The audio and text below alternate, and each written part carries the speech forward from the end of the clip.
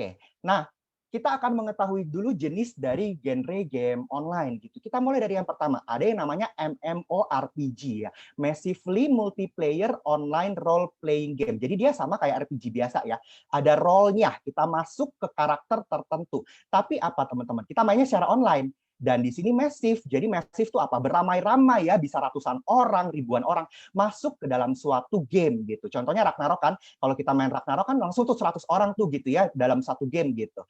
Nah, selain itu World of Warcraft, Final Fantasy ini termasuk dalam MMORPG. Selain itu ada yang namanya MOBA ya, Multiplayer Online Battle Arena. Di sini mungkin tidak semasif dari MMORPG. Biasanya kita 5 lawan 5 gitu ya, teman-teman. Kalau misalkan ada yang bermain MOBA mungkin lebih tahu gitu. Nah, jadi di sini adalah arena untuk berkompetisi gitu. Nanti kerjasama dalam tim itu sangat diutamakan gitu supaya kita bisa menang. Nah, apa saja yang termasuk MOBA? Yang termasuk MOBA itu contohnya adalah Mobile Legend gitu ya, Mobile Arena, Arena of Valor dan juga Dota. Selain itu ada juga yang namanya FPS ya, first person shooter. Nah, namanya aja shooter teman-teman. Jadi di sini kita tembak-tembakan gitu. Ya, nah contohnya apa? Contohnya ya mungkin kalau teman-teman udah sering main juga ya Battlefield, Call of Duty dan juga Counter Strike. Nah, yang terakhir mungkin lebih relax ya, lebih santai, ini adalah game-game adventure. Jadi ada Clash of Clans, ada PUBG, dan juga ada Among Us. Ya, Among Us ini merupakan game yang sangat terkenal pada awal-awal pandemi kemarin. Ayo, siapa yang main Among Us gitu? Saya juga dulu main gitu ya. Pas awal-awal pandemi ini seru banget gitu. Kita harus menemukan siapa sih impostornya. Ya, game ini tuh menunjukkan kelicikan, kecerdikan, dan kekreatifan kita. Apalagi kalau kita jadi impostor, kita kan harus bisa mengelabui orang supaya nggak ketahuan gitu ya. Nah, jadi tapi jangan sampai karena keseruan game ini malah kita menjadi adiksi atau ketergantungan seperti itu. Baik. Kemudian mungkin saya akan memulai polling yang kedua. Nanti teman-teman bisa dibantu untuk jawab lagi. Oke, apakah sudah terlihat ya pollingnya ya? Oke, jadi apakah jenis game yang Anda mainkan saat ini? Gitu. Nah, ini boleh diisi siapa aja nih, baik anak maupun orang tua, boleh apabila orang tuanya juga ikut bermain game misalnya. Gitu. Yuk, boleh. Apakah MMORPG, apakah MOBA, apakah FPS, apakah game gawai?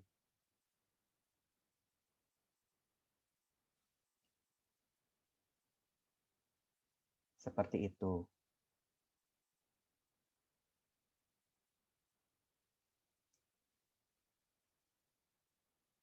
Oke, udah banyak yang jawab ya. Udah iya, udah 80 orang nih. Oke, kita tunggu sebentar lagi ya.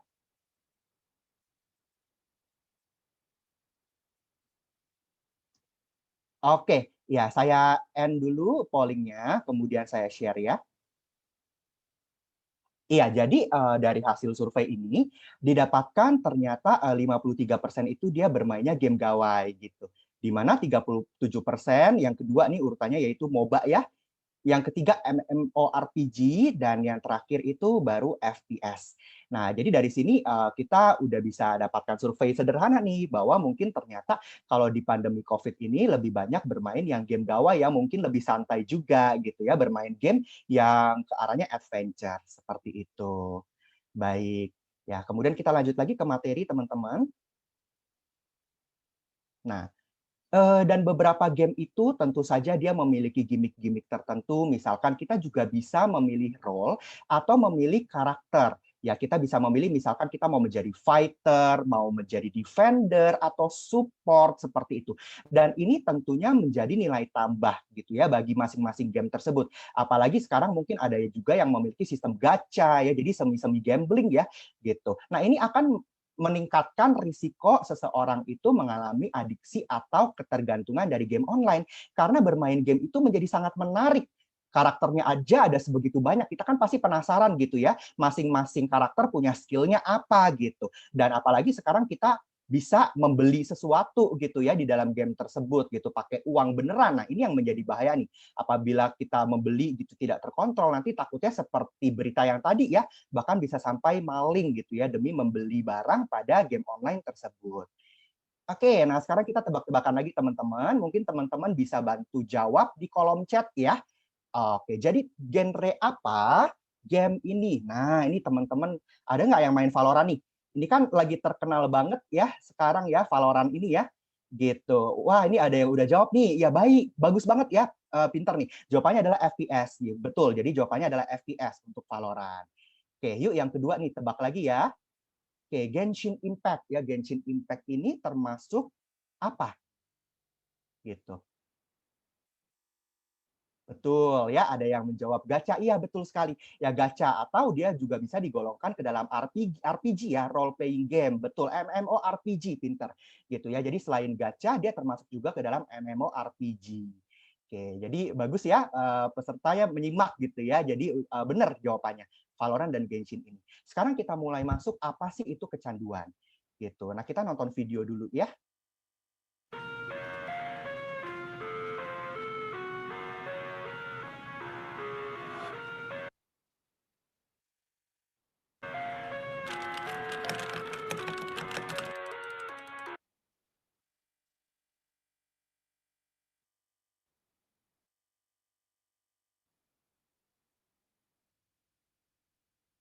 Oke, maaf ya.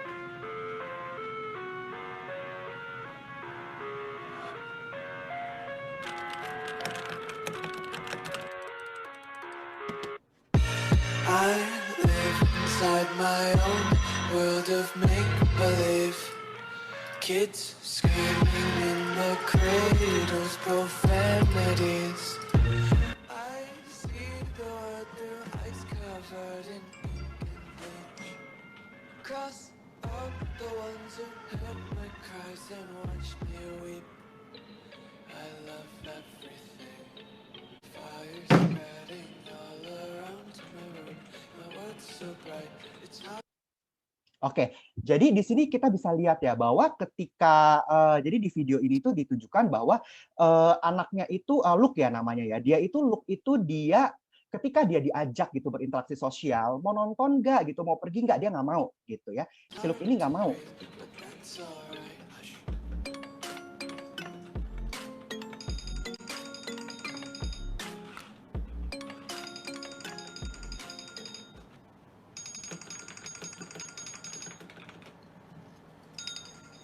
Nah, bahkan dia sampai membuang handphonenya sendiri. Jadi di sini itu kita udah tahu ya teman-teman bahwa ketika seseorang itu mengalami adiksi atau kecanduan game online, dia itu bisa sampai mengabaikan dunia sekitarnya. Dia jadi nggak mau diajak interaksi sosial, dia nggak mau gitu. Bahkan ketika ditelepon tuh lihat tuh teman-teman, dia sampai membuang handphonenya. Ini sudah bahaya ya, karena sudah mengalami adiksi ya. Jadi ini adalah tanda-tanda dari adiksi. Yang pertama ada penggunaan game online yang berlebihan. Yang kedua pengendalian dirinya buruk. Yang ketiga itu ada pikiran yang obsesif. Yang keempat itu dia bisa menggunakan secara tidak sehat. Seperti itu. Oke, jadi kemudian nah ini gejala adiksi internet yang paling penting. Saya ringkas ke dalam 4 poin. Nah, mungkin teman-teman bisa dibantu juga dihafalkan. Yang pertama, keinginan. Apa maksudnya? Dia tidak dapat mengendalikan keinginan untuk bermain game. Itu yang pertama, ini yang penting nih. Yang kedua, prioritas. Jadi dia tidak bisa memprioritaskan kehidupan yang lain dibandingkan bermain game. Jadi prioritasnya itu hanya bermain game online.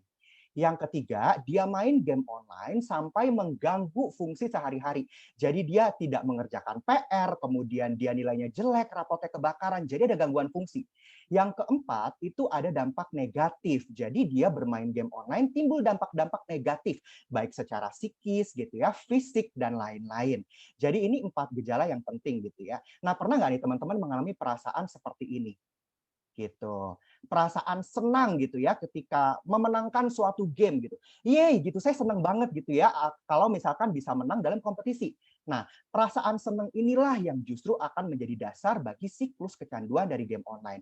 Kita pertama senang gitu ya, tapi lama-lama kita ingin merasakan perasaan senang tersebut kembali. Jadi apa yang kita lakukan? Kita main game lagi untuk merasa senang.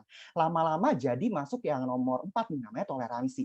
Jadi untuk mendapatkan suatu perasaan senang, kita menggunakan game dengan durasi yang lebih lama gitu. Lama-lama kita main game dengan durasi yang meningkat, ujung-ujungnya apa? Kita mengabaikan dunia sekitar kita. Jadi yang menjadi kewajiban kita, yang menjadi tanggung jawab kita, kita tinggalkan. Kita nggak mau lagi tuh ngerjain PR, kita nggak mau lagi belajar, kita cuma mau main game gitu. Dan lama-lama udah muncul dampak negatif. Kita tahu bahwa udah muncul dampak negatif, tapi kita tetap menggunakan game online tersebut meskipun telah terjadi dampak negatif tersebut. gitu. Dan ini dampaknya ya. Nah, dampaknya itu terutama mungkin kalau secara keseluruhan bisa menurunkan fungsi eksekutif ya untuk merencanakan sesuatu, mengambil keputusan, dan juga menurunkan memori serta konsentrasi. Dan coba tuh bayangin teman-teman kalau Luke dia itu diem di laptop terus gitu, tentu saja dia akan menjadi obesitas karena jarang gerak ya, mager gitu. Dan juga dia bisa pegel-pegel. Secara psikologis juga terganggu ya, bisa sedih atau bisa sulit tidur atau insomnia. Dan tentunya secara sosial pergaulannya itu di dunia nyatanya akan berkurang gitu, interaksi sosialnya itu akan berkurang.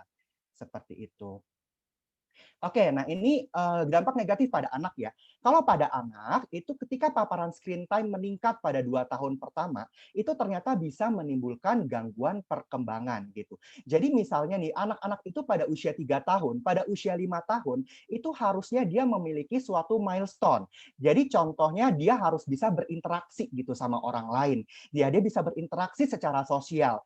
Tapi kalau kita paparkan anak-anak itu bermain game online, nanti kita takutkan apa? Pada usia 3 tahun, pada usia 5 tahun, dia nggak bisa berinteraksi secara sosial. Terganggu bahasanya, komunikasinya. Apalagi motorik halus, teman-teman. Jadi misalkan pada usia 3 tahun, 5 tahun, anak itu udah harus bisa mengancing baju sendiri, gitu. Kemudian dia harus bisa toilet trainingnya juga harus bagus gitu ya pada anak-anak. Nah, tapi kalau misalkan dia ada adiksi atau ketergantungan game online itu gimana? Jadi dia males gitu ya, dia nggak mau melakukan sesuatunya sendiri, dia nggak mandiri, dia akan minta orang tuanya untuk melakukan terus sama dia. Misalkan dia mau pipis, minta tolong orang tuanya. Mau ngancing baju, dia minta tolong orang tuanya. Kenapa? Karena dia sibuk main game. Gitu. Ini yang kita takutkan nih. Jadi anak-anak itu menjadi tidak mandiri dan nanti terganggu gangguan perkembangan. Seperti itu. Nah, ini kalau pada remaja ya, kalau pada remaja nih bisa kita lihat di gambar bahwa ternyata ada area otak yang rusak juga loh pada remaja gitu. Area otak ini apa sih, mengatur apa gitu ya, terutama fungsi eksekutif. Apa itu fungsi eksekutif? Yaitu fungsi untuk merencanakan sesuatu, untuk mengambil keputusan itu terganggu ternyata teman-teman. Jadi dampak negatif pada game online itu juga ada pada otak. Nah, ini di sini kita udah mulai aware ya teman-teman ya, ada gangguan pada otak. Kemudian ada juga gangguan fokus, kita jadi sulit fokus, kita sulit mengontrol emosi kita, seperti itu. Ya, dan kalau misalkan bermain game online terus kita kecanduan, kita tuh pingin menang gitu ya, ada suatu perasaan ambisius di dalam diri kita. Maka kita nggak mau tidur tuh. Mungkin teman-teman yang sering bermain game pernah nggak begadang gitu ya, sampai subuh-subuh main game ini keasikan gitu, nggak bisa berhenti. Maka bisa menjadi insomnia atau penurunan kualitas tidur. Nah, terakhir ya, jadi apakah kecanduan game itu sama bahayanya dengan kecanduan narkoba? Jawabannya ternyata sama, teman-teman, karena ada gejala-gejala yang menyerupainya. Yaitu apa? Pikiran yang obsesif, gitu ya, penggunaan yang meningkat, ya, perubahan prioritas, bahkan bisa sampai kehilangan kontrol dan timbul dampak negatif. Jadi di sini teman-teman jangan menyepelekan ya. Kita di sini sama-sama belajar jangan menyepelekan kecanduan internet dan juga kecanduan game online. Kenapa? Karena sama loh bahayanya dengan kecanduan narkoba gitu. Nah, area otak apa yang mengalami kerusakan pada saat kita kecanduan game online? Nah, ini di area otak depan ya, ada yang namanya prefrontal cortex lateral parietal. Area otak ini buat apa sih? Area otak ini buat memusatkan perhatian, attention, fungsi eksekutif, merencanakan sesuatu, problem solving, menyelesaikan masalah gitu ya, self control, pengendalian diri. Nah, kalau misalkan area otak depan itu rusak, maka fungsi-fungsi ini juga terganggu gitu. Jadi kebayang ya teman-teman ya, fungsi eksekutif kita dan juga otak kita itu ada terganggu nih. Kalau kita mengalami kecanduan atau adiksi game online. Oke, ini adalah gambar fMRI ya. Jadi yang sebelah kiri ini mungkin dia kecanduan narkoba, kalau yang sebelah kanan ini kecanduan internet atau game online. Di sini kita sama-sama lihat bahwa area otak yang mengalami kerusakan itu sama ya teman-teman. Jadi kesimpulannya apa? Bahwa ternyata ketika kita bermain game online, itu area otaknya itu yang mengalami kerusakan sama loh dengan orang-orang yang mengalami kecanduan narkoba seperti itu. Jadi dari sekarang kita sama-sama aware, kita sama-sama belajar bahwa kalau misalkan kita menggunakan game online terus-menerus sampai menjadi adiksi, ternyata dampak pada otaknya itu sangat signifikan di dalam kehidupan kita sehari-hari. Seperti itu. Mungkin ini adalah akhir dari presentasi saya. Saya harapkan mungkin teman-teman semua sehat selalu dan boleh bermain game, mungkin untuk stress relief gitu ya, untuk lari dari rasa jenuh boleh, tapi jangan sampai kita menjadi adiksi atau ketergantungan dari game online tersebut. Ingat ya teman-teman, game itu adalah man-made, dia buatan manusia, dan kita sebagai manusia harusnya kita bisa mengendalikan game online tersebut, penggunaan game online tersebut. Terima kasih banyak, maaf waktunya sudah kelebihan, saya kembalikan kepada MC. Baik, terima kasih banyak kepada Dr. Peter atas pemaparan materinya yang sangat jelas dan menarik tentunya. Kepada peserta yang ingin bertanya mengenai materi